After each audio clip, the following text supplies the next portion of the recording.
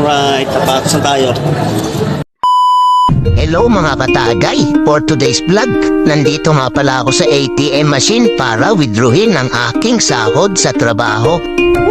Okay to mga katagay, ang dami ko na naman pera, walwal na naman to. Hindi, joke lang, mapapalo ako ni Mrs. So dito mga katagay, ako ay nagpapapogi muna sa camera habang hinahanap ko ang Nike store dito sa SM North EDSA.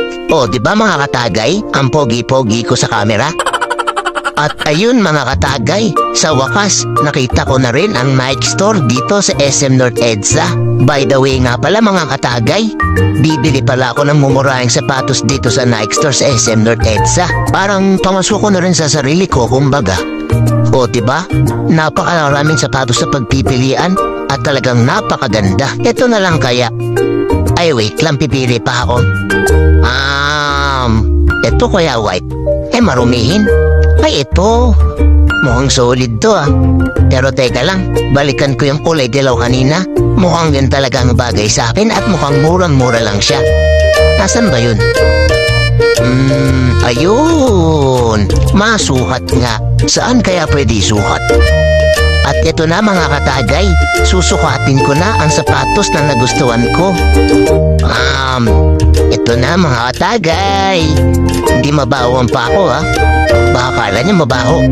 Tsaka bibilin ko talaga to Check ko lang kung ano yung size na compatible sa akin. Taray, compatible. Parang ang hirap naman isukat nito. Ayaw pumasok ng pako. Ayaw ata sa pako ng sapatos na to Sige na nga, okay na nga to. At ayun nga mga katagay, pinakuha ko na yung sapatos na bibilin ko. Siyempre, check ko baka mamaya hindi pareho ng size to. At ito na nga mga katagay, napaka-solid tignan sa paa. Siyempre, hindi mawawala ang outfit check natin yan mga katagay. O diba, ang pogi-pogi ko. So ayun nga mga katagay, at pinapasintas ko na kay kuya ang aking sapatos. Hindi kasi ako marunong magsintas Salamat sa'yo kuya, shoutout sa'yo. At syempre, quality check ulit muna tayo mga katagay. O diba, napakaangas. So ayun nga mga katagay, at magbabayad na tayo ng ating biniling sapatos. By the way nga pala, 98.95 lang palang nabili kong sapatos na to. Napakamura Di totoo yan. Napakamura nito mga katagay para sa kaganyan kong simpleng tao. At sigurado na napakatagal kong magagamit to. At syempre nagpapasalamat ako sa misis ko. Siya rin kasi yung may gustong bumili ako ng sapatos na ganito.